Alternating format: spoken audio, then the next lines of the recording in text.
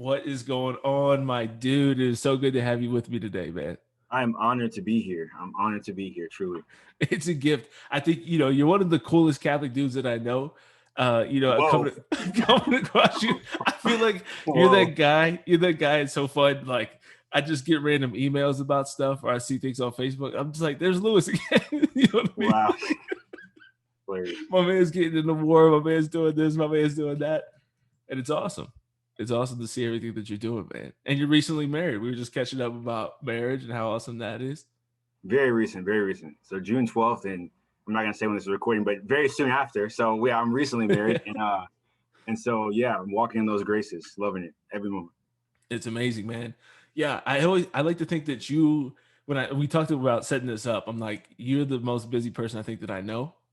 Wow, Legitimately, again, I'm hitting me with the heart. I think you're the busiest person that I know. Legit. I always think that you're like me if I had kids. You know what I'm saying? Yeah, if I had kids and an extra job, that's how busy I feel like you are. Like I feel yeah. like I'm That's tired. actually a great way to think of it. I mean, because I'm sure again, so many people are busy, but again, when you add in family, you add in other things, like it is, it's a lot, and so well taken, well taken. Yes, I have a lot of respect for what you do, man. But first, it would be awesome just to hear a bit about your background. I know I loved hearing your story, even though I know you don't like sharing your story. You Yeah, were I hate that. gracious enough to do that with me the first time that we talked together. So Yeah. I'd love for you to share with some of our listeners just your background, who you are, how you got here. Well, my story, I think, and to open up, like I think when people talk about their story, especially connecting to their relationship with Christ, it's really difficult to do because I was talking to someone earlier about this, and the encounter with Christ is like this, like diamond. It's like this multifaceted moment, and when you first experience kind of this encounter and are drawn into it, you're kind of in a particular place, a particular moment in your particular history, as well as a social history that's like around you, a collective history. And so like when Christ enters into that moment, it has like a unique experience and meaning then like 2 years later, it has a unique experience and meaning then it has another Right. unique. Yeah. It's So always like, evolving. and so it's like every time I tell my story, I feel like different things are in there, different things are out, and also depending on how long you have, because different things become more significant at different times. But I feel like you could it's give a riveting 2-hour testimony. You yeah, know what let's I'm not do saying? that. I'm gonna keep it brief, but like so I grew up in a family which had people who were baptized Catholic. Some practiced to different degrees. I was raised primarily by a single mother, but my dad, also my biological father, also had been baptized in his childhood Catholic. My dad and my mom and my godmother actually founded this place in New York called Stand Up Harlem in Manhattan. I was born kind of affiliated with that site, and it was kind of somehow connected to Catholic spirituality. A priest, Father David Kirk, had kind of like helped them to come together. My dad has AIDS, HIV/AIDS, and so it was a house for folks with living with HIV/AIDS. And so like this kind of was like the spiritual genesis, I'll say, of like my particular family story. And I find it's relevant for my own particular life because my family has been one of like social action for like my whole existence. Yeah. And that kind of was tied up in what I understood as my own particular spirituality. So even when I didn't really have what we call a spirituality. So eventually my mom moved from New York City. I was born in Manhattan. My mom moved from New York City and I grew up in the Midwest. And again, like my mom went to mass and like again tried her best, but I never received like catechesis or like a deep theological formation. Actually, I think like the most significant theology I ever got was gospel music, like Kirk Franklin. Like that's probably the most deep theological conversation I've ever had. Like I don't want to do wrong by all the people who have raised me are like, wow, that's how you feel about it. I think my godmother may have tried the most. And I think one of the things that stands out from her is she used to highly respect Mother Teresa. She had a bunch of Mother Teresa things around, but she actually was the one who introduced me to Eastern spirituality, like Buddha and if I read the book Siddhartha, which was really impactful for me as a child, the Bhagavad Gita, and all these things that she introduced me to. So even the catechesis on Catholicism was a little bit lacking, but love her still. So that was kind of like my kind of growing up in terms of like my spiritual sense. And as I got older in high school, I just kind of did what like a lot of people did. I played football in high school. I was completely not thinking about my faith at all, although I always believed in God. Didn't really ever have a deep, again, any type of real mooring. And one of the really foundational aspects of that was kind of a detachment of like believing in God from any type of moral conviction. Like I had, like it was completely detached. Like there was no connection between, yeah, I believe in God, and now I have a corresponding ethical commandment or ethical reason, you know, to live that out in any particular way. So I lived a life of complete dissolution. I mean, I was a guy who was really like, you know, I was a person who went to parties. I did not good things, horrible things in terms of, you know, just substance abuse and all types of things. And actually, you know, by the end of my high school time frame, I actually, for the first time, entered into a real serious relationship. And even though there was a lot of problems surrounding that, and eventually, right after high school, I became a father. So I actually had my daughter, Mila, right after high school. And again, was living in desolation.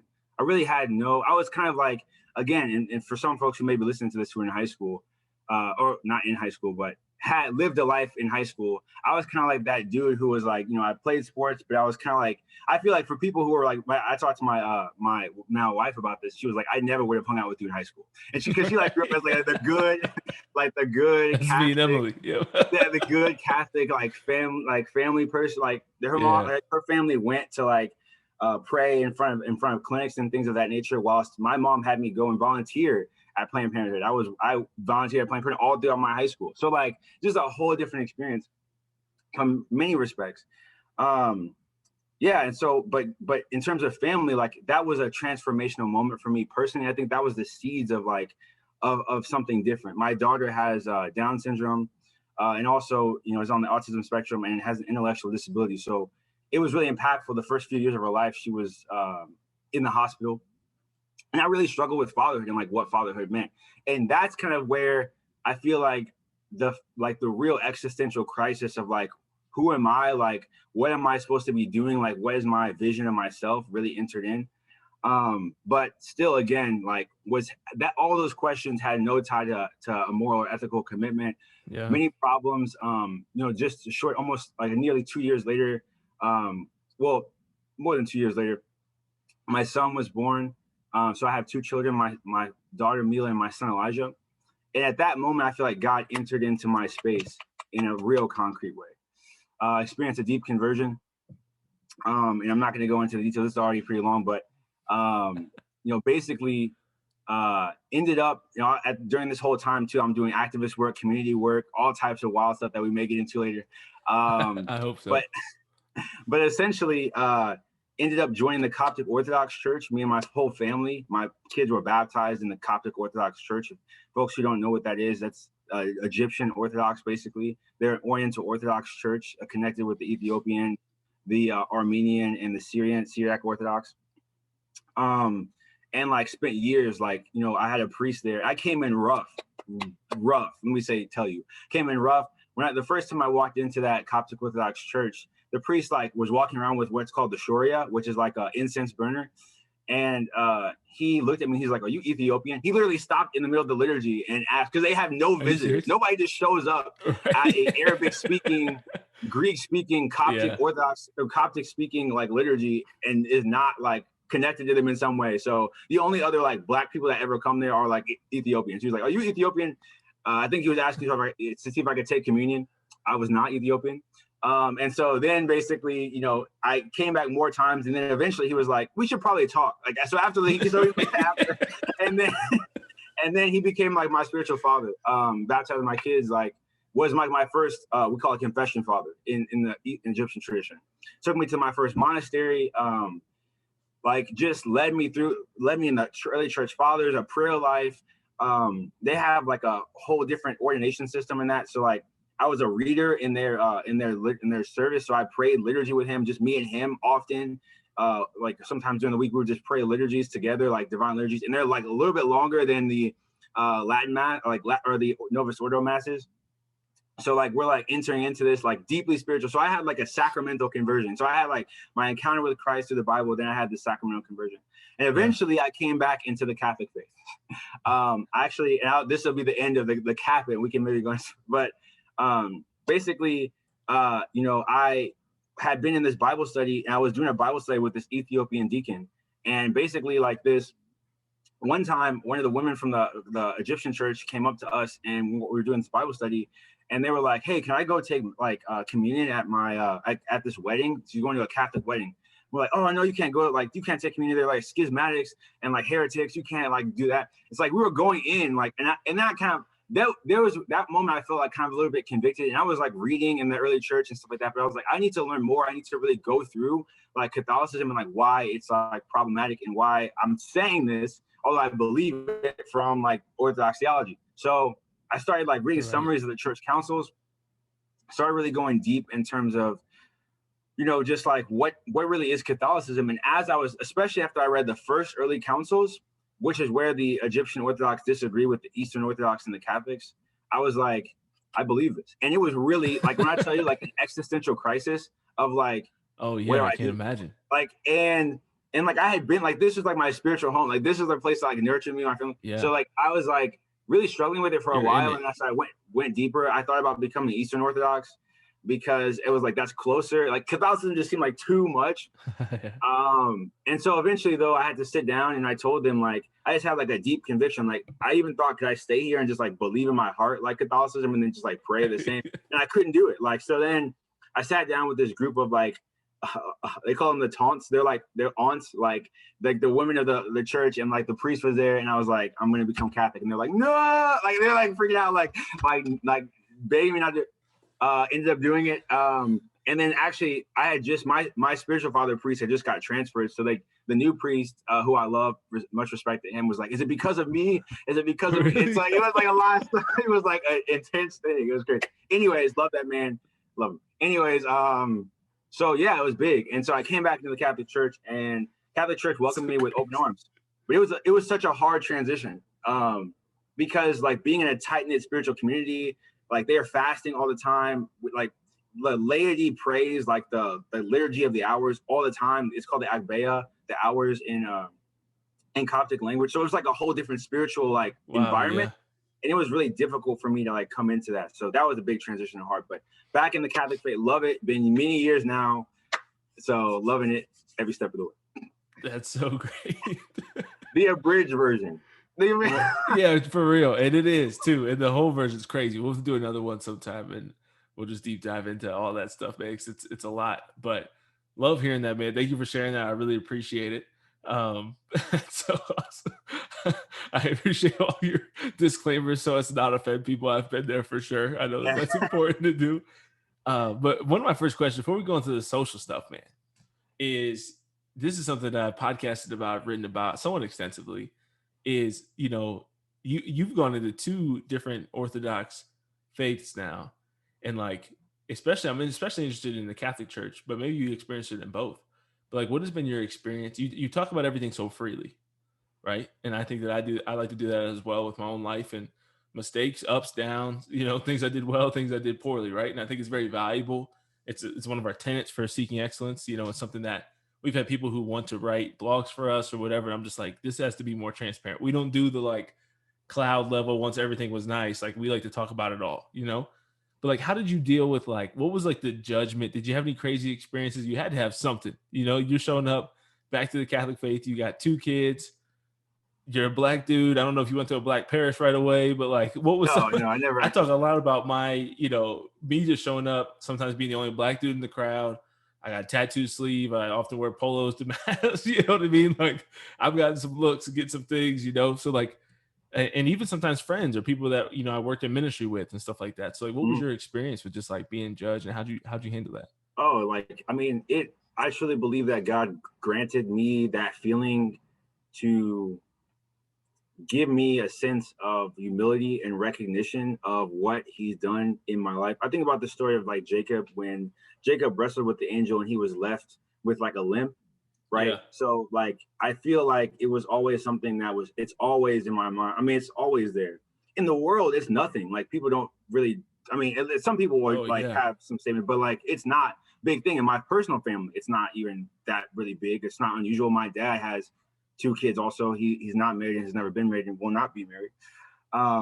And so it's different. But it was worse when it was harder, I would say, when I came into the Egyptian community, because they are very deep, like they are immigrant faith mostly. So many are from Egypt. So for them, it was a big difference, but they welcomed me. And that gave me like the first, like the spiritual father I had, the first priest that I had as my kind of confession father was the most like loving guy I've ever met. And till this day, like there's no one who has like a heart. And Egyptian priests are married. So he also had like a family and he would welcome my family. Like, so it was just like, he had this sense of like inviting me into like this way of seeing fatherhood in a new way that really was transformative to healing, and gave me in that space, like I was just known. Like he even had me serve at the altar after, me having kids. And I used to bring my kids by myself to church, and it was tough. It was really hard, very difficult. Well, I'm sure.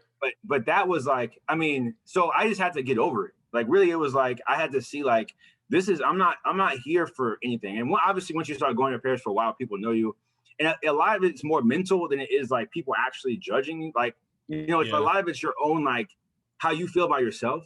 So again, it's like a humbling thing. Like, so yeah, I mean, I think a lot of it is my own psychological recognition of like, wow, like this is a visible sign of the fact that I did not live, right, the holiness that God called me to live. Not because my kids aren't holy, but because my own actions, right, are demonstrative of unholiness.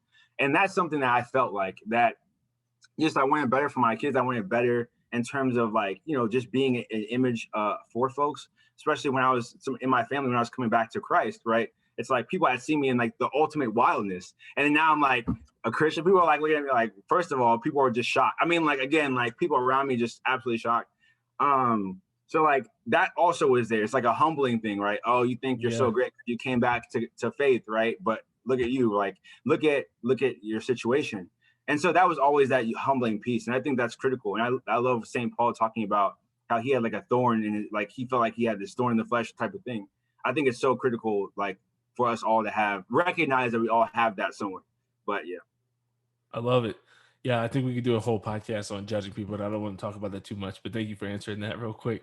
Because I have 18 more things I want to talk about on that topic. But let's talk about this social action that, my homeboy was a young protester out in the streets back in the day, out there getting after it, volunteering at the clinic. Like, so talk to me about, I know you're a big, tell us a little bit about, I don't think you mentioned anything in your intro. I'll read this in the intro at the beginning, but still just kind of hit again. Like, I can't remember if you're finishing your master's degree. Did you just finish your master's degree? Yeah. So I finished in December, God willing. Yeah. And so talk about your education in these areas. Yeah. So, I'm an undergrad in social work, and I'm doing my master's in social work. My focus is actually clinical mental health treatment, but I do a lot of work in policy. I'm also a fellow at the Gephardt Institute for Civic and Community Engagement. I worked in a think tank called the Center for Social Development, which is policy think tank space. So like I'm really into, again, the intersection of policy, civic engagement, community engagement. And so, yeah, my education's in social work though. So even how mental health and psychology interacts with us as the human person, but also like just general well-being of the human person. So yeah, that's my education background. And it kind of connects to social action in many ways. Social work is a very like action-oriented discipline, if you will. Yeah, for sure. It's also a very interesting discipline because it has a history like as a profession. And one of the interesting things for me, I guess, from the standpoint of social actions, I feel like social work has policy, has program development, policy analysis, and mental health treatment, child welfare, so many things. So I also kind of got a well-rounded professional awareness of like all the different spheres of kind of what we call social action. That's why I like to use that term broadly. I love it, man. That's awesome. Yeah, so that's really cool. And so I think you've had such an interesting journey. We talked a lot about all of a lot of social issues, what people would deem social justice issues last time you and I talked. We talked for like an hour and a half or 2 hours. Yeah, we talked a minute. Yeah. So that should have been in the behind the scenes. We should have recorded that. It was some fire. That was crazy. But I know, so we talk about this stuff a lot on CKX, because I think you know that about me, that I like to talk about the topics that are social justice related, and try to give what I think is the faith perspective. Now, I'm definitely no PhD in theology, you know what I'm saying? But I try to give what I call, the Christian conservative take on things. Now I know for you, I feel like we have interesting I don't say disagreements, but differences in that like I don't always love like I almost never, I mean, I've never registered as a Republican. I've only ever registered as a Democrat. About to register now and probably will register as a Republican. But I always consider myself conservative because I don't like Republican and Democrat as much. Where I feel Hmm. like you don't like conservative and liberal as much. I don't know. Or do you just not like any of the labels? Well, I've I heard we've talked about definitely, this before, and I think I've heard you talk about it before, or I read your yeah, blogs yeah, on it. Yeah, yeah. Well, I think yeah, yeah. So I wrote a piece for a right-leaning page. They're more like they call themselves liberty-minded, and I talked about I don't define myself as a conservative. I've been a Republican, registered Democrat, and a registered Republican. But I think that I kind of don't really fit. If I'm authentic to myself, I don't really fit any of these molds. right. I've been involved in politics, partisan and nonpartisan, and policy issues, and I've never cut very clean in that way. So for me, I think that as Catholics, we have to challenge ourselves no matter what our priors may be. I don't define myself as a conservative or use the term conservative often. It depends on the context. So, for example, I like to put this to people. Most people don't know Pope Francis defines himself as a conservative. And I think in the United States, people would be, look at your man. In the United States, people would be like, what? Yeah, but when he was asked about it, he said, I am a conservative. And I think, and why I say that, and I often talk about that, his statement is because I think when you say conservative, you can mean something. And I think people use it to signal a certain ideology, like a current viewpoint in the United States. And often I find myself connecting with some things that folks say that identify as conservative and some things not. So I like to be very issue oriented Mm, and talk to people about particular issues to really get to the heart of what they mean by their political stance. right. Yeah, absolutely. Which we got to do last time, but Yeah, exactly. I think it's so awesome. So tell me just a little bit about like let's just start talking about like what is kind of your general take on like how Catholics should approach the world. Like what do you think people like Catholics often get wrong when it comes to social justice issues and Catholic social Oh, teaching? well, I think I'll say this about Catholics in society. I think one of the things that Catholics get wrong is not knowing their tradition as it relates to social issues. We have a very rich tradition in the West, and Catholicism is a part of that. I'm reading Evangelii Gaudium right now, and in that it talks about culture and faith and how it's important not to feel like even in the traditions that have demonstrated a strong, like they have been a part of the synthesis of Christian thought up until this moment. Think about the West. It's important to make sure that you're able to differentiate kind of like historical and social political realities and like the faith, right? And why is that important? So you can translate it into other contexts and cultures. And I think that Catholics often don't know their tradition well enough to translate it deeply. And so I think we get caught up in like ideology very easily because it's hard, really. It's hard to fight against it. So what do I mean? So I think particularly for us as Americans, we have access now, right? Looking back over the past 130, 140 years, we have access to a unique tradition in Catholic social doctrine, like a magisterium that kind of came into being in this time of industrialization, fighting these new tenets of Marxism, and at that time again a new hyper capitalism. And Catholic social doctrine was literally responding to all those things. And so we have this tradition at the heart of basically our faith. And right now in the culture, I'm seeing and I see always like some very similar fights happen, but we're not always speaking from the heart of the tradition. Often we're speaking from some kind of a perspective. And Catholics should be engaged in partisan politics. So I'm not saying Catholics should be like, oh, I can't be partisan. No, that's not true. You have to engage in some way, right, in a concrete fashion. But you should engage as someone who's speaking differently than the folks that are around you who are not Catholic. If you're just the same as Mm. anyone else in your political establishment, then you're probably not being authentic to your own tradition that you have inherited. And I think that's what Catholics don't have aren't tapped into that whole history. I feel like as much as they should. Yeah, absolutely. No, I think that's so real. And I think I've had a lot of conversations with people who are conservatives or who are super Republican. This is why I like to that's why I like to delineate between the two. Because I Yeah, always yeah. view to me, like somebody who's this is the way that I view it. I don't know that this is accurate, right? But I'm not saying this is universal truth, but I always view somebody who's Republican as that person who is like just GOP all day, right? Like their talking points are Fox News and everything that the GOP says. They have no problem with any of that stuff, right? They just go along with it. Everything sounds just like every other Republican. And then I think conservatives, at least I like to think that religious conservatives do have that more like spiritual side where they're willing to ruffle feathers on both sides, but are like more committed to obviously defending the Constitution, conserving religious freedom, religious liberties, Judeo-Christian values and principles, you know? And so that's how I've always kind of differentiated it in my head.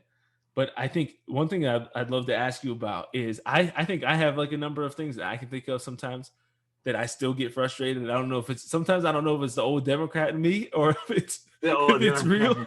But it's like there's definitely moments where I just like get frustrated with people on the right. And I've talked about this a lot. So I'm curious for you, like, what do you think it is? Because I think before I ask that, my question is, what do you think it is that conservatives, Republicans, Catholics get wrong when they're in the like? Why? What do you think they should be saying that should sound differently than every other Republican in the room? Yeah. But before that, I think because the reason why I asked that is because when we talk about Democrats, at least to me, I think it's true for most like faithful Catholics. It's obvious, like not everything, but like there's some obvious things in the Democratic Party that are like just very, very anti-Catholic, right? Like, I mean, just we know that. We talk about those things, talk about the pro-life movement, talk about marriage, the sanctity of life and marriage are two of the most important things in the world and in our faith. But when it comes to conservatives, I think it's a lot easier as a Catholic who was raised Republican to not realize that Republican Party doesn't align 100% with the Catholic faith. So like, what are some of the things for you that really, I don't know if it's tick you off about the Republican Party or just like when you hear conservative Catholics saying or doing certain things, like what are those things for you? I'll say this. I don't like typecasting because I think there's a lot of times where people and I think it's really oftentimes I feel like a lot of people on the right get maligned in a lot of ways. Like their ideas don't get dialogued with a lot. So I don't want to like hammer in on certain things, but like I'll say that there's some things. Yeah, and just have the confidence that, like, I mean, I explain a lot of those things. You know what I mean? Yeah, so people that are listening know, like this is not a place where they're typically maligned. Yeah, so I'll say this. Yeah. I'll say this. I'll say that I feel like I appreciate I look at the individual Trump, and I also look at the movement that's really a big part of contemporary GOP politics right now. And I think it's really easy to say like, because I know a lot of people who are like, no, like it was about the policies with Trump. Okay, all right, I'll listen to somebody say that. But then I'm hearing people like literally like die for this man. Like they would literally do anything for this man. And when I see the individual Donald Trump, I don't see, and I've talked to, so my fiance or my wife's father is like, oh my goodness, I'm sorry. See, I hear now. He's known as your father-in-law. We talk about this all the time. I'm gonna have to block her on Instagram when I share this, so she doesn't see this episode. It's rough, man. It's rough here. No, she's forgiving, I'm sure. Here, so your father-in-law. Yeah, I talk to him all the time about this because, to me, Donald Trump represents the end. He's not. There's nothing to me that speaks to the ethics and the morals that people who identify as conservative in the United States, or even really traditional GOP politics, was about at all. Which is why, and I think the disingenuousness of that, because if you go back and you see what people were saying about Trump before he was elected, and how people were saying, like, don't vote for Trump, like Catholic Vote putting out this thing saying like, this is why you cannot vote for Trump, like, and then going through this deep thing, and then like next time, like 3 years later, they have pictures of Trump, like, oh, I love you, Trump. Like, I'm just like, it's just like this disingenuous, straight up, like, and it's all because they're like, oh, we can't feed into the narrative of the left. Oh, we have to fight the left. Like, it's a complete, it's an abrogation of values. Yeah. And then when people who did stand up for those values, they were like, oh, it's a rhino, it's a fake Republican. Donald Trump literally was not Republican his whole life. He became Republican to run for office, and now he's the realest Republican. It's just like, it blows my mind, and it saddens me because I think like things that you were mentioning before, like talking about Judeo-Christian values, talking about family marriage, all those things, I think those things are starting to become less and less important over time because it's becoming about something else on the right. Now, the reason why I wanted to preface that with what I said before is because a lot of people in the media are saying these types of things. And I want to say that that's not the whole right. There's like a lot of people doing interesting things, having interesting conversations, who I'll point to, and who one of the guys who's trying to do some interesting things in terms of policy. And I'm really into policy. And again, I'm somebody who dialogues with people on the right and the left. And there's actually great ideas I find on the left as well. But I'll say one of the people who I look to on the right now is Orrin Cass. Orrin Cass was the policy advisor for Mitt Romney, actually, when he ran originally and against Obama. And then he did a whole different thing. Like he started this blog called American Compass, not endorsing everything on American Compass, but I highly suggest people who are interested in right-leaning politics and like a new face of the GOP to like check out some of the if you're into policy, like he's real policy, like it's not like it's going to be like long articles and stuff like that. But like, I think he does it in a way that is edible. And I think like some of the things that he says, like, especially particularly about challenging the left or the right's GOP, or not GOP, the right's kind of like economic orthodoxies as it relates to like certain framing of the market. And he is free market. He is oriented towards free market economics. But I think he also critiques and looks at how has the market affected family structure and how are we dealing with and how are we looking at that? How are we facilitating home ownership? And home ownership was like a big thing in terms of me for policy.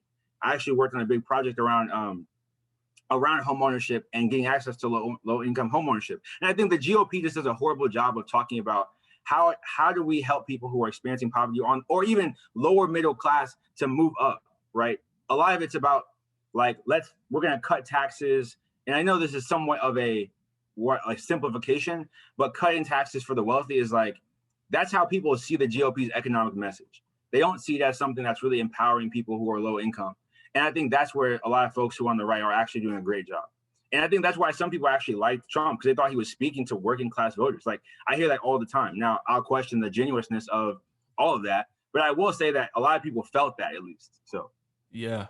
Yeah, we talk extensively. I think we both have a lot of frustrations when it comes to just the marketing of the GOP and the conservative movement of just like missing out on working class people, on Hispanics, on the Black community.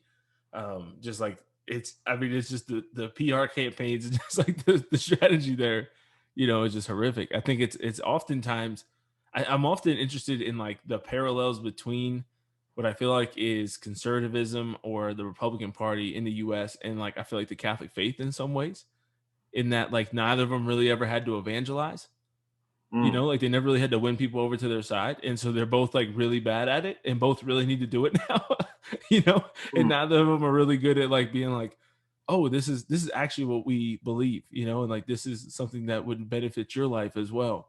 And like targeting the communities that people are less that people kind of deem hopeless, in the similar way that a lot of the people who might have judged you or me or had difficulties with us, like they don't evangelize the people who really need it in the same way like the GOP who has all these great values and these great things that they defend in some ways and some things that they support or defend that aren't great, but that they're not. There's these kind of like lost souls that they're just like, well, we'll never get the Black vote, we'll never get the Hispanic vote, so we're just going to continue to tailor it to the same people. And it's like, dude, you're dying out. Like, when are you going to change your strategy and kind of relook at things, and kind of reconsider?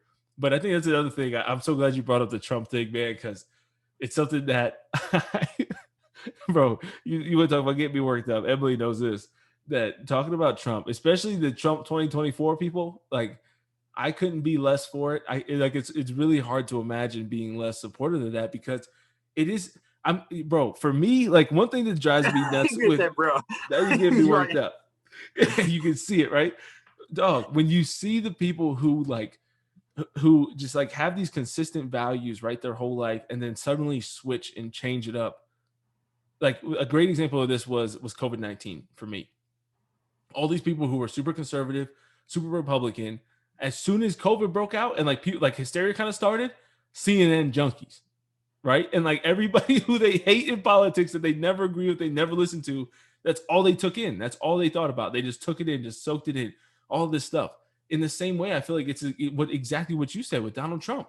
It's like we have all these things where you see people on the right who criticize the lack of values, the lack of integrity, the lack of all this stuff, with people on the left. And then suddenly us as religious conservatives, Donald Trump of all people comes along, and we're gonna not just endorse him, not just vote for him, not just like, begrudgingly vote for him or support him because we want to, defeat Joe Biden or, whoever else, or Hillary Clinton, but it's like people like becoming fanatic about it. And it's like, how? Yeah. Like, talk me through this. Talk me through how you have a Trump, a picture of Trump right next to Mother Teresa. Like, do you not see it? Right next to him. Oh, come on, man. But I love how what you just said though, because going back to what we said before, this is exactly like, was Mother Teresa a conservative? I mean, people would say that now because she was very pro-life. She discussed and talked about this. But look at the character of Mother Teresa and the character of Donald Trump. Now, Donald Trump pro-life in his speech, yes, but I think again you see a very strong distinction. Not saying everyone is going to be a saint in life like Mother Teresa. Obviously, there's gradations of holiness, but again, I want to take those pictures and juxtapose them for a moment, and you can see now why Catholics are going to have trouble being in the spectrum. And so I think like I really wish that I know I have a lot of people who I know, even Catholics, who are very outspoken political conservatives, and that's kind of like their main thing, like versus being like, even faith oriented, like that's their main thing. And there's many also Catholics who have been in office and people have been, and I just wish that we were able to more challenge the narrative and be something different, because I think it would help to guide people in these times and lead people in these times. Right. And I think that's why, again, Catholic social doctrine is so critical, because it's not a political ideology. It's not a philosophy even. It's moral theology. And I like Benedict XVI's discussion of theology as a way of a purification of reason. And this is like, to me, what this does for us, meditating on Catholic social doctrine, which is why I worked on campaign, even post-conversion, and even after my own, I've worked on campaigns with people who are progressive. I've worked on campaigns with people and like pro-life campaigns with people who are identified as conservative. I've worked on social and economic issues, again, that people look at as because to me, I look at what is the church saying. I really go hard trying to understand it and trying to make sure that it's not what I think. And one example, a tangible example that happened in my archdiocese while I was working for Catholic Charities in their policy office. I was working there, and basically something came up called Medicaid expansion. And Medicaid expansion is basically Obamacare passed, and in the past, obviously, and Obamacare, basically one of the parts of it was expanding Medicaid in the states. Basically, the federal government subsidized the cost. I'm not going to get into policy, but it basically paid for part of the cost of making Medicaid bigger in states. So all the bishops of the state of Missouri came out and supported this. And then you had one of the major pro-life organization in the state come out against it. I'm not going to talk about what happened internally, but we had a lot of conflict about, do we support Medicaid expansion, even though all the bishops of that state supported it. And the GOP came out against it, saying we're not going to support Medicaid. Then the Democrats were supporting it, so people were like, oh, it's the Democrat versus Republican. And the bishops were like, this is because of our faith, right? We're saying this because we believe that people who are at this level of poverty deserve access.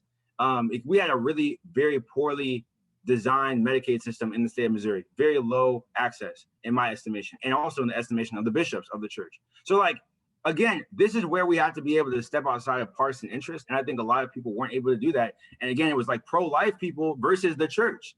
And it's one of these things where these types of things happen in many different ways. But again, we're called to conversion as people who are in the laity, who are not ordained priests and bishops, because we're called to enact policy in accordance with the church's teachings and be bold witnesses, even when it means standing up to our own side or ideological village, if you will. Right. Yeah. No, dude, it's so easy, I think, to get kind of, I don't know if cold-hearted is the right word, but I guess like we just get so entrenched into like the political side of things. Yeah.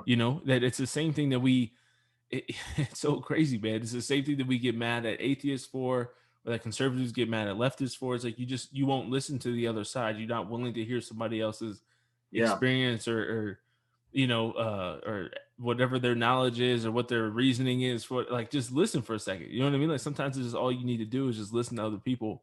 And it's the same thing I wrote about when writing Black and White Like Me back last summer after George Floyd died. And I just talked about like the need that like we should already be like as Catholics ready to have difficult conversations. Yeah, exactly. Like, we should be the ones who are able to like calmly and lovingly share the truth with people that we disagree with. and to like listen to people who don't believe the same things that we do, because we're out with people who don't believe the same things we do every day. Yeah, You know what I exactly. mean? I But it's love that you just, said that. Yeah. yeah, one of my favorite comparisons, going back to kind of what I was saying before, but also ties in with what you just said, is I would always compare and this kind of gets me back. This is where I feel like the old liberal in me sometimes feels like it's coming out. Because I do get mad at like what can seem like on the surface at least some racism, like some underlying racism that exists, you know what I mean, with some conservatives. And I would always compare like Colin Kaepernick and Donald Trump. You know, I'm like, look at Colin Kaepernick or look at LeBron. Like, I mean, LeBron drives me crazy now. Like, I mean, I used to be a huge LeBron fanatic. After the whole thing with China and the Houston Rockets coach, like I kind of dropped him. That was kind of what he that's where he got me when he was talking about BLM, but he's like all for like the concentration camps in China because he makes money off. You know what I mean? Like I was like, nah, dog, you missed me there.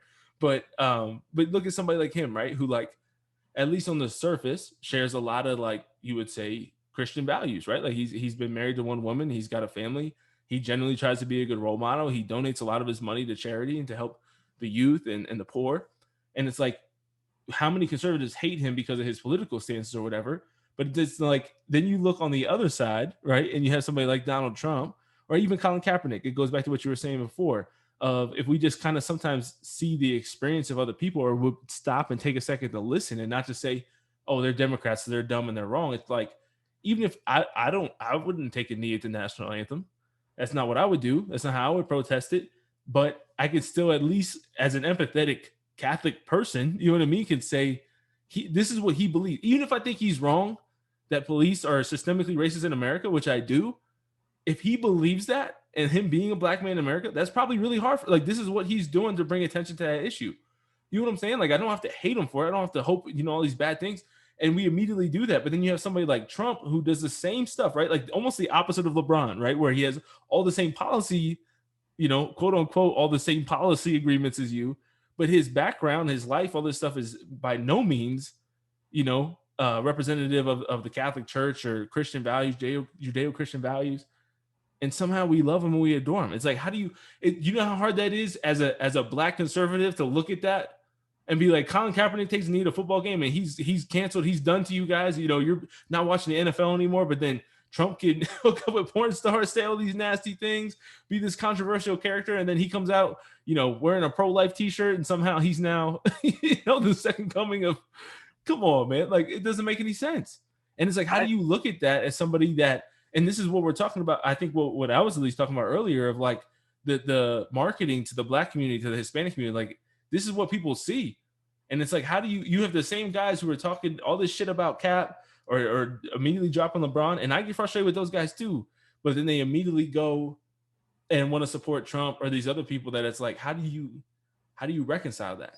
How do you make sense of that? I think so many really great points in there, so many interesting things. But I think well, first of all, I want to delineate, as it relates to like the Hispanic community and the African American community, because they're very different, like in terms of just the experience, both politically and religiously in the United States. Yeah. But I feel like in general, you have many, especially mainline conservative people, typically European American folks. And I think there's just a certain cultural baggage, again, that comes with, because, and this gets to the heart of like the difference between like values and like, I think your expression of values. And I think in that same piece I referenced earlier, I was talking about how like in Americans, we should all be able to agree on some fundamental values, even if we all have different cultures. So I was making a pitch for a multicultural understanding of the United States.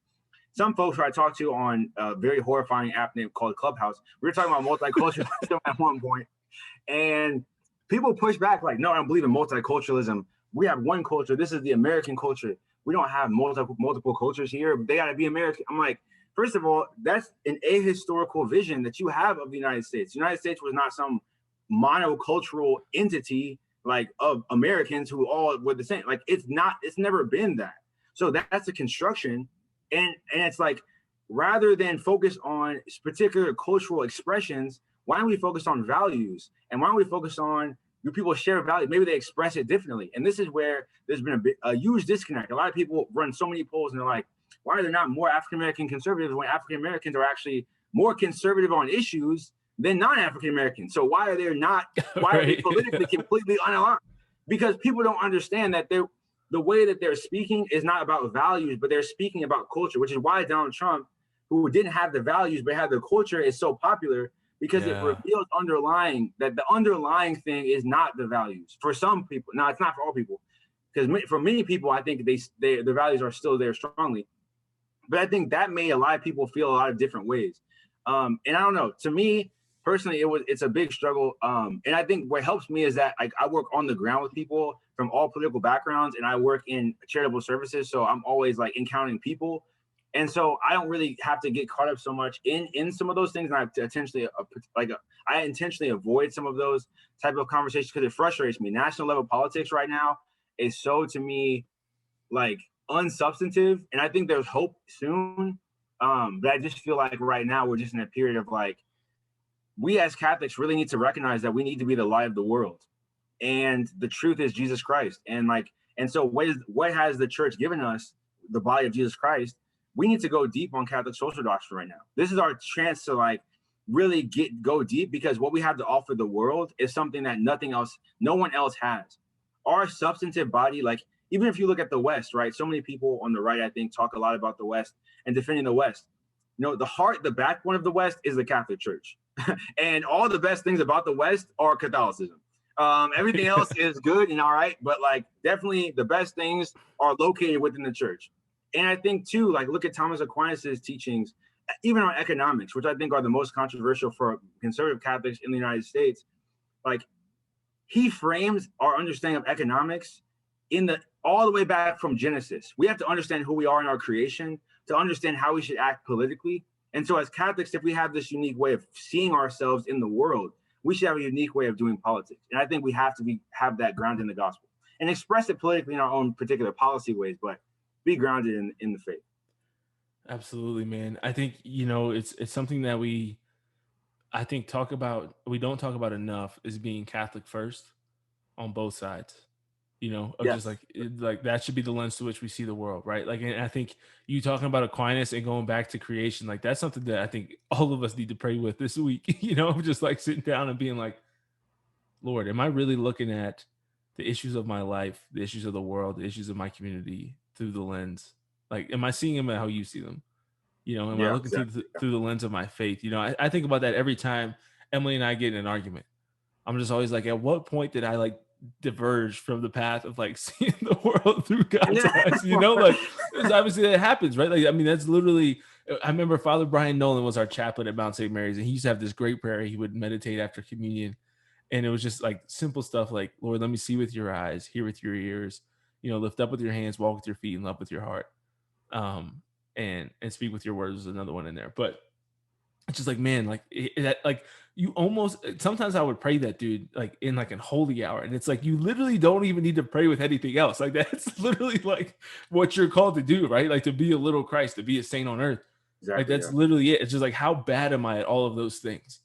And when I sit there and I argue with her, or I, just have any type of moment where you fail, right? Whether it's in lust or pride or anger, whatever. It's like you had some point where you failed at doing one of those things, you stop seeing like the Lord, you stop hearing with his ears, and you stop doing all that stuff. And I think it's so important for us to really sit back, especially, bro. I mean, I think you and I are kind of blessed, I think, in our experience to have been on both sides and to jump back and forth sometimes between one side and the other, and argue with everybody, right? Like we're kind of blessed in that we are able sometimes to like really see things and try to, as you said, I think you're better at it than I am, but zealously looking out to searching out of like, what does our faith say about this?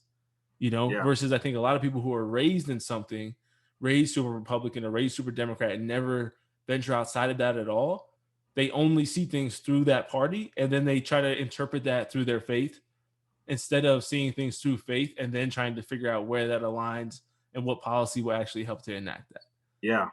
It's, what I think too, it's because, I grew up in a family of, did not just speak about being progressive, lived it at every level. I'm telling you, again, I have so much respect for many of the people who do that who do the work where they like the work that's redeemable, who are doing that out of a good intention and actually putting it into practice. It's not just virtue signaling, but are actually like, this is deeply held. And that's how many of my family members actually felt.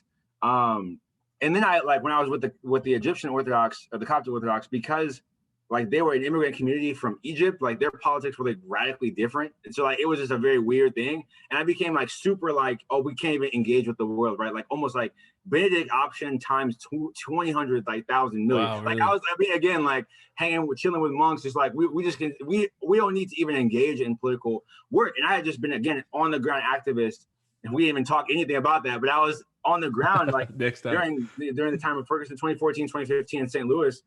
And I went from that to like a whole different thing. So like I think I went from like one extreme to the next. And so I find like that in the church, I was able to get the sense of like where we actually are. Like, and I invite Catholics if they're like, okay, where do I start? If you're talking about like, oh, I read Catholic social doctrine, it's this huge body of work. Again, I think that Pope Francis, I really love his encyclical on social friendship, Fratelli Tutti, but I don't think that's where you should start. And the reason being is like it's very action oriented, but it gives you, I like using like that overall like body, that idea of social friendship, right? That we should have this social charity with each other. It's actually a very ancient way of saying solidarity. But I think like if you really want to go deep, if you really want to hear the church's heart on social issues, read the document of Second Vatican Council, Gaudium Et Spes, Joys and Hopes. And I love the opening where it just talks about how as people, we're called to share in the joys and hopes, the sorrows and like the sufferings of people of our time, whatever time that may be, whatever space we are in. And I feel like that in that whole document, very long document, but very powerful. And again, it sets the foundation for like contemporary magisterium. Final document recommend. Benedict XVI said that Populorum Progressio by St. Pope Paul VI is like the touchstone of like the post-conciliar social doctrine. And so I would also recommend checking that document out because he compares it. He makes a very strong like recommend in his own personal social encyclical. But just get started, right? I know reading encyclicals are hard. People hate it. But it's tough with this because, well, again, we're dealing with like realities, like social realities that are like it's about reading the document just to soak up like the lens, right, by which you'll view ever changing socio-political realities. Yeah. And so, and then I think another follow-up question with that is if somebody was, looking to take action, and I think, I'm a good example of this to a certain extent, and in some ways, I guess you could say I'm a bad example of this. But I think part of my, I don't know if it's a problem, but part of my, I think I don't know, say obsession either, but at times obsession with like national politics has been that I've moved like 7 times in the last 6 years. You know what I'm saying? Like, so I've never gotten engaged because I lived, went to college in Maryland where I was actually very engaged in volunteering and doing Big Brothers, Big Sisters and volunteering at the Powell Center. You know what I mean? And doing a lot of stuff. And then I went down to Georgia and there was no time during training and stuff like that. Like I volunteered in church, but I didn't do like social stuff. Lived there for a year, lived in North Carolina for a year, then deployed, then lived there for a year, and then moved to Cincinnati for a year, then moved to Kansas for 8 months, and now live in Denver. And so it's like, I couldn't tell you any of my congressmen. Like I never got in any of it because I was always touch and go. You know what I mean? Everywhere. Yeah. So like I know you're obviously super passionate about like local community and doing things like that. Like what would you recommend for somebody just to get started? Where do you recommend beginning in that realm of learning about that and kind of moving forward? Great. Well, I think people are called to different things. So I'll lay out a few things for people at different levels. I'll say if you're Catholic, you're well-formed and you feel called, get involved with the local political party. I'm not going to say you have to choose. Like I'm not the one to tell you what your political stance should be. So discern for you where you're called to go and look out for ways to collectively meet with people of your political partisan leaning and just find out what's happening locally. I would say definitely learn your representatives, no matter what level of engagement you're called to engage in. That means you're a state and you're federal, and also your local. And it's very easy. There's a lot of different websites, but if you just Google it, you can find it. So I would say to do that. And I would say also to read a local newspaper. I know that people hate doing that. And even I am really bad with this. But reading the local newspaper helps purify your mind from like national level news. Now, at the same time, a lot of it is national news, especially if you have a big paper in your city. But I think it also helps to see some of the local stuff. So I think that's a good way to start. And then I would say you as a Catholic, if you're a Catholic listening to this, you should be doing charity work. There's no way around it. You should be individually engaged in your community. And I work in charity, so I also need to be doing things outside of my job that I'm not getting paid to do. And I need to be going hard on that. And that needs to be serious for me. I also need to be looking at how I'm spending my own money. Am I giving my money? Not just tithing, but am I giving to people I don't know? It's actually beautiful. This is actually from the Jewish tradition, but I think his name is Maimonides. I always pronounce his name wrong, but he was a Jewish philosopher, and I think he wrote out like the 10 levels of charity. And I would also say go check out Maimonides. Oh my goodness! Even if you go on his Wikipedia page, you can find that the 10, like I think it's 10 or 12 levels of charity. This is not Catholic, obviously. It's from the Jewish tradition, and it's like from like the 1200s, but around the time of Aquinas. But like I think it's really powerful because I think it is really instructive and really breaks down like the levels of charity. You should be at least a couple of notches on there, and you should be always trying to like go higher in terms of how you're doing that. So I would just invite you to figure out what's happening in your city, figure out ways that you can give, especially with the church, whether it be with the St. Vincent de Paul Society, whether it be with your local Catholic charities, which I highly endorse. Catholic charities, help them out because there's people doing great work, and we are a part of the church. Catholic charities is an integral part of the church in whatever diocese it's in. So find out ways to serve, especially with other people of faith. That's awesome. And I love what you said about we all play different, I often say we all play different positions, right, on the same team. And in me, as I think of what a lot of what I try to do is evangelization, I often say, everybody's called to do that, right? I love Father Mike Schmitz. One of my favorite, I'm pretty sure it's my favorite Father Mike Schmitz talk of all time. I'll link it to this because I can't remember the exact name of it right now, but he was speaking at St. Charles Seminary in Philadelphia. I don't know if you've ever seen that talk, but bro, it's I love Father Mike though. Shout out Father Mike. Yeah, man, it's so fire. He did it as like it's on the Ascension, on his Ascension podcast. They posted on there, and it's on the Ascension YouTube like page and stuff. But dude, he gives this talk to like the seminarians and priests and like all these people who are there. And it's just so fun. I've literally watched it like 6 times. I'm legit about to go watch it now, I think, just because I get hyped. Dang, it's a heavy endorsement. I gotta watch it now. Bro, it's so fire. But one of the questions that they ask him in the Q&A, the Q&A is not on the podcast, it's only on YouTube. But somebody asks him, like becoming a public speaker, a Catholic speaker, or whatever, and he's just like, if you're not evangelizing the people that are around you, like, don't ever try to do it. You know what I mean? At a distance. And that's something that I always have to remember. And I think that exactly what you just said of you, despite all the work that you do professionally, like you still have to volunteer, right? Like we all have to do this. And I think that it's one thing that I want for Seeking Excellence to be in the world is like, what does it mean to be an awesome Catholic? Like, I feel like we're so afraid of saying what that is. And we've been like so affected by Protestantism that we're like so afraid to talk about works at all that we just like don't give any type of standard because we don't want to make it seem like it's a meritocracy. But at the same time, if you have no standard, all you have is mediocrity, right? Like it's the natural state of man. It's just to fall backwards, right? And be trash. So it's like, we have to have some goal. You know what I'm saying? Like you have to have some goal. It's just, it's so military too. Like to say, all right, to be in the U.S. Army, you have the U.S. Army physical fitness test, but to be in Rangers, you have to take the Ranger physical fitness test, right? And like both of those have their standards and the Rangers is higher, but like you have this idea of, to be in the Army, this is what you have to be. And then it's like, all right, to be awesome in the Army, right? To be special forces or to be a Ranger, to be special operations, this is the level that you have to get to. And this is what you have to maintain yourself at. And I think why I love the book 4 Signs of a Dynamic Catholic by Matthew Kelly is because I feel like it was the first time that I had discovered something that was like, you want to be an awesome Catholic? I'm like, yeah. And he's like, here's some guidance. If you're not, praying, studying, evangelizing, and being generous, you're not really doing it. And it's like, we need to say that more often, like we don't enough talk about like, you have to volunteer. Like that's part of his generosity is not just money, but also volunteering. And it's like, I want that, like, I feel like sometimes even like moving here, of just like, I just have this like yearning to like get involved in my parish and like I want to be a volunteer. I want to be known there. I want to like enter into that community, and like figure out which parish we're going to join. Like I have this like, Emily, I've talked about it multiple times. I'm like, I have this like uneasiness. She's never like, she moved once to, she lived in Cleveland, but other than that, she lived in her college town. She lived in her hometown after she's graduated from college.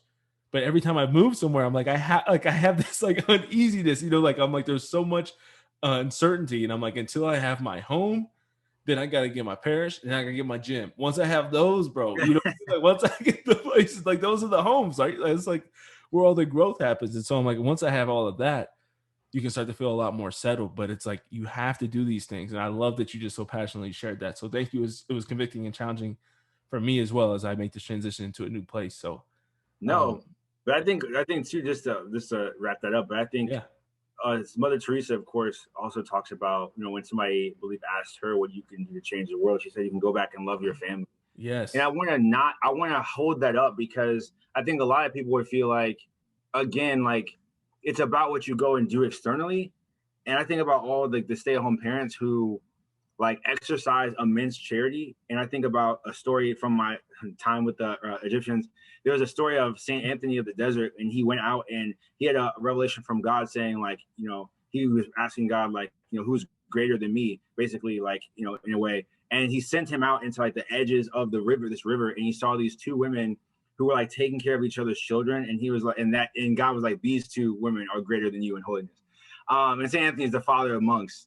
So one of the things that I love is like the idea that going out and being seen volunteering makes you like the one who's more charitable. Not the case by any means. right. You need to exercise, just like you were Yeah, saying, no, that's very good. exercising charity and forgiving, doing the works of mercy, the spiritual and corporal works of mercy, which are obligatory for all Catholics. You should be doing those things as a part of your individual character, virtue formation within your family, but also that doesn't take off, right? That you should be doing these things out. But I want to make Right. sure that people get it. Doing those things does not like somehow cleanse you, right? It's about also what you can do at Yeah, yeah, home. yeah. Absolutely. And that reminds me of one of my other favorite quotes. It's like I don't even know if it's my favorite because it kind of like makes me nervous, but from that same Father Mike Q&A session where he said he said it wasn't even him, and I can't remember who he's quoting. Oh man, I want to say it was like St. Pius X, or it was like some OG. I can't remember who it was, but somebody asked them like, how much do you need to pray, or like, do you need to pray, or maybe it was Fulton Sheen, honestly. But somebody was like, how often do you need to pray if like you're a father, right? Like you're not a priest, but like you're like a father, you have a family, or whatever. And the person, whoever it was, the person responded back that said, you don't have to pray for an hour a day if you're a father and a husband, as long as you're okay with being a mediocre one. Oh yeah, You know what I'm facts, saying? Yeah, facts, that one, like, ultra facts. yeah, dude, it's just like those types of things, to like challenge that. And like, I say that as somebody who very, very rarely prays for an hour in a day, right? Like, I mean, I'm talking very, very, very rarely. I'm talking like every couple months right now, especially these last couple months of transition. But I think it's like just having that, just to have somebody tell you that, and like you as a man, me as a man, like I rise up to that, right? Like I'm not inspired by, and there's guys out there who are like this, and I try not to just like bash on dudes who I think are beta or weak, but I just think that there's guys out there who like appreciate the, you know, constantly just start where you are, just start with a minute a day or whatever, and it's like that's cool to me. Like that's what I want to hear after. If I'm not praying at all, like I still want to hear what's greatness look like. And then when I say, well, how do I get there? Then tell me to pray for 10 minutes tomorrow. Mm. But don't start off with, you know what I mean? With like what is mediocrity. Don't start me off there and just tell me to stay there. You know what I'm Yeah, saying? Like that's not what that I makes want. sense. That's not what I need. But it's like that's why I love talking about these things, man, and challenging each other to be like, dude, love your family. You know what I mean? Like love your Yeah, wife. I need to love my fiance. I need to prepare for marriage and be a holy man come March 19th, and you need to be a great father tomorrow and be forgiving and be more patient with your kids and with your wife. And we both need to volunteer more, and be more yeah, engaged in our parish and be more bold in sharing our faith and pray more tomorrow than we did today. You know what I mean? And yeah. it's awesome. It's awesome. There's so much work to be done internally and externally, but it starts within us for sure. That's awesome, man. Yes, man. Oh, I'm so grateful for you, bro. It was great having you on. I know we'll do more stuff together in the future for sure. I'm super thankful for our friendship, man, and just for your time tonight. So thanks for joining me. I really, really appreciate it. No, I appreciate it, man. This has been a great blessing. And again, I love talking to you. I feel like we just get a lot of good conversation, and so I appreciate this, and it really has stimulated so much thought for me in prayer, and room to grow and room to pray. And so thank you so much. Appreciate it. Absolutely. Which just reminded me, the one thing that I actually wrote down on my notes as I've been taking notes today is the other baller thing that we have in common, if I'm not mistaken, is that we have the same celebrant for our weddings. Oh, who is it? Father Meyer. Yes, indeed. Yeah, he celebrated our wedding. Yeah, So so Father Father Meyer, that's Jonathan crazy. Meyer has been on our podcast like 6 times. He's on our board of directors for Seeking Excellence. So he's That's so wild. I can't tell you how wild that is. Because again, like my wife goes. So for everyone who does, Father Jonathan Meyer, I've gone to his parish so many times because my wife's family goes there. So That's like awesome. obviously he led me through marriage prep. So Father Meyer has been a deep part of our experience. He gave an intense homily. Oh I yeah. mean, so you expect like at the wedding to get like pretty like mild homily. You're kind of nervous. You're like at the wedding, so it was like the most intense like homily ever. We were like, whoa, He like doesn't have intense. a mild setting. Yeah, it was like I will say like Father Meyer. He's a great person. Check him out. He's done a lot of amazing things, and right now he's going through a big transition at his parish community. So Yeah. pray for him also. Priest and Solid, man. Yeah, he's getting after it. He's not gonna be on the podcast anytime soon. That's for damn sure. Yeah, right. Yeah, Now he's busy. He's splitting busy 7 with a million parishes. people now. Yeah, he's crushing it, man. But that's awesome. Yeah, I just wanted to share that because I think it's such a cool connection. But great, man. I appreciate it. For everybody listening, I hope that Lewis's words here today were a blessing in your life as they were a blessing in mine, and just an encouragement to stay in the fight hard, and just strive to be your best every day. So, Lewis, God bless you, man.